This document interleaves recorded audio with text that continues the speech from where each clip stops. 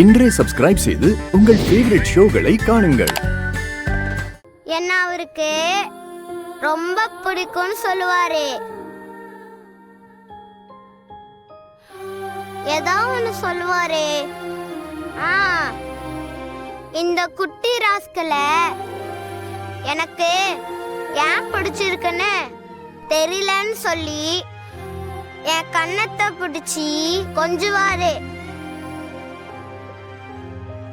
கேட்டியா லட்சுமி? கன்னத்தை பிடிச்சு கொஞ்சுவானோ, அதுவும் பெத்த பிள்ளை மாதிரின்னு ரொம்ப பிடிக்கும்னு கொஞ்சுவானா.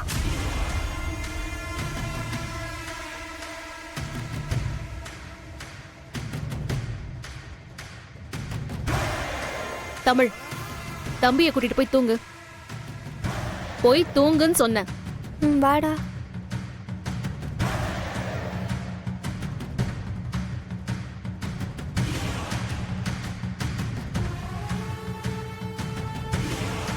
உங்க 2 பேருக்கும் என்ன வேணும்?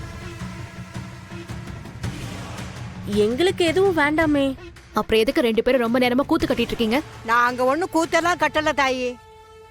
நீதான் ரொம்ப நாளா வேஷம் போட்டு பறச்சிட்டு இருக்க. நான் என்ன வேஷம் போட்டேன்? பின்ன ஆதிய வேண்டாம் வேண்டான்னு சொல்ல வேண்டியது. ஆனா ஸ்கூல்ல வச்சு அவருதான் என் புருஷன், அவருதான் என் குழந்தைங்களுக்கு அப்பான்னு சொல்ல வேண்டியது. நான் ஒண்ணு பொய் சொல்லலையே, உண்மைதானே சொன்னேன். ரொம்ப புத்திசாலித்தனமா பேசணும்னு பேசாத பாரதி. கொஞ்ச நேரத்துக்கு முன்னாடி ஆதித்யா கண்ணுல தெரிஞ்ச ஏக்கத்தை நீ பாத்திருக்கணும். ஆமா பாரதி, அவ வயசுக்கு விவரம் தெரியலனாலும் அவ முகத்துல ஏக்கமும் சோகமும் அவனுக்குள்ள அப்படியேதான் இருக்கு. ஆதி பேரை சொன்னாலே அவன் மூஞ்சி முழு நிலா மாதிரி அப்படி பிரகாசமா இருக்கு. இதெல்லாம் நாம சொல்லி கொடுத்து வர்றதில்ல பாரதி, உள்ளுக்குள்ள இருக்கிற நினைப்பும் தவிப்பும் கொடுக்கறது. எல்லாத்துக்கும் மேல விதின்னு ஒண்ணு இருக்கு. அது உன்னையும் ஆதியும் ஒண்ணு சேர்க்குதோ இல்லையோ, ஆனா ஒண்ணு சேர்ந்தா எப்படி இருக்கும்னு அது உனக்கு காட்டிக்கிட்டே தான் இருக்கு. ஆனா நீ விதிக்கிட்ட விளையாடிட்டு இருக்க. இதெல்லாம் கொஞ்சம் கூட நல்லது இல்ல பாரதி. இதெல்லாம் உனக்கு நல்லதே கிடையாது.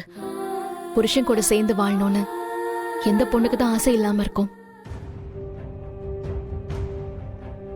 நானும் ஒரு பொண்ணு தானம்மா. ஆனா இங்க சூழ்நிலைன்னு ஒண்ணு இருக்கு. என்ன பெரிய சூழ்நிலை?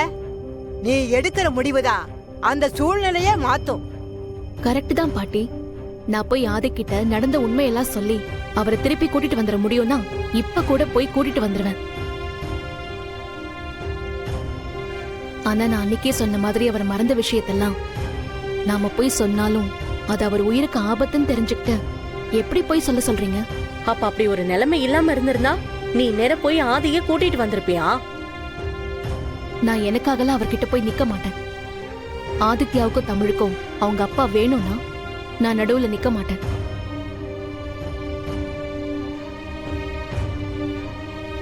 ஆனா நான் இத கூட அவங்களுக்காக தான் செய்வேன், எனக்காக இல்ல.